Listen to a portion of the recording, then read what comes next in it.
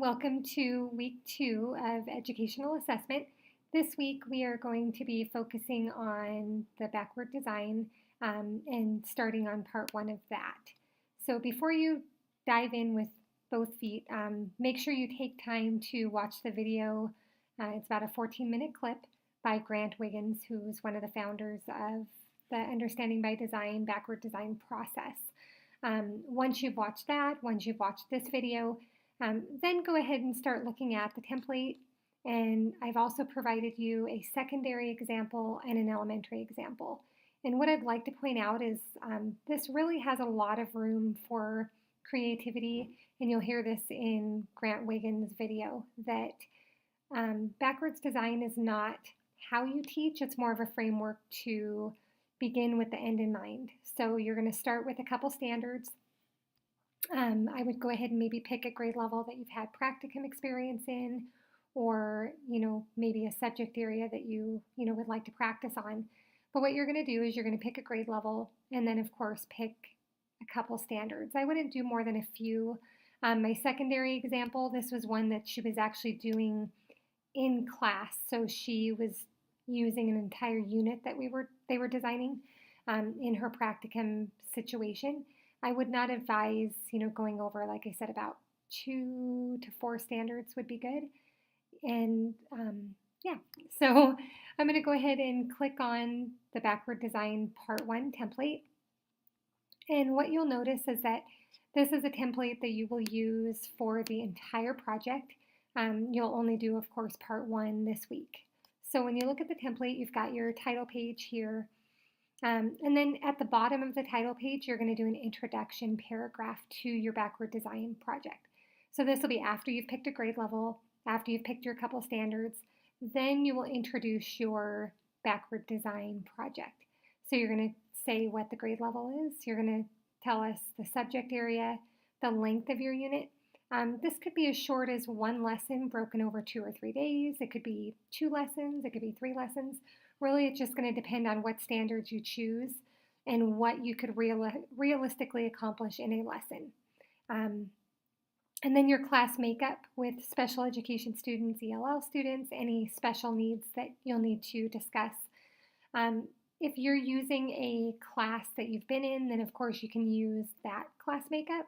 But if not, I want you to just kind of come up with a realistic class makeup. So you may want to add 1 or 2 students that have special education needs, or maybe a couple ELL students, or something else, maybe a behavior plan that you're going to address.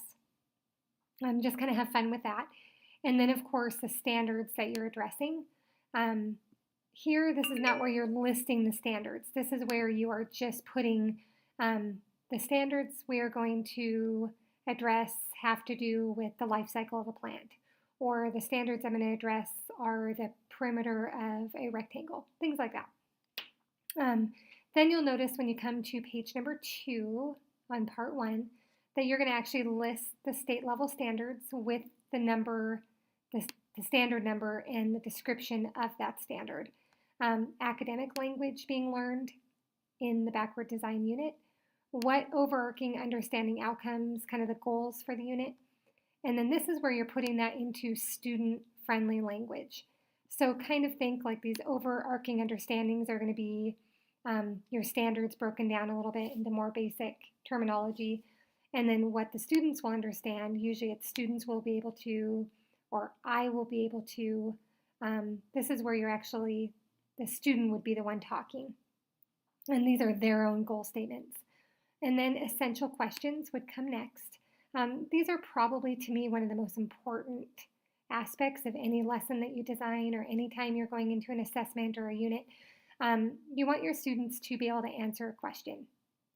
So going back to the life cycle of a plant, maybe your essential question is, what are the different parts of a life cycle of a plant? Or why is there a life cycle of a plant? Just something, or like, how would I determine the area of a perimeter, or the perimeter of a rectangle? Something like that. So you definitely want it to be a question that the students can answer. And then the very last thing that you'll include for part 1, so we're almost done, yay, is an understanding of individual needs. So going back to this part up here where you had your any class makeup with special education, IEPs, ELL students, anything of that nature, then you're just going to do a very simple statement of understanding for what you might have to do as far as modifications or accommodations that might be necessary during the unit. So for instance, if it was a math unit, maybe you have a student that receives tutoring or something in math. So you would want to identify that maybe you would get the information for the unit to the tutor or have someone available to help that student. Maybe it's working in a group and you'll have another student have a little bit higher math level that would be there to support that student. Whatever you feel would be, there to support those students that you've identified. So this is the template.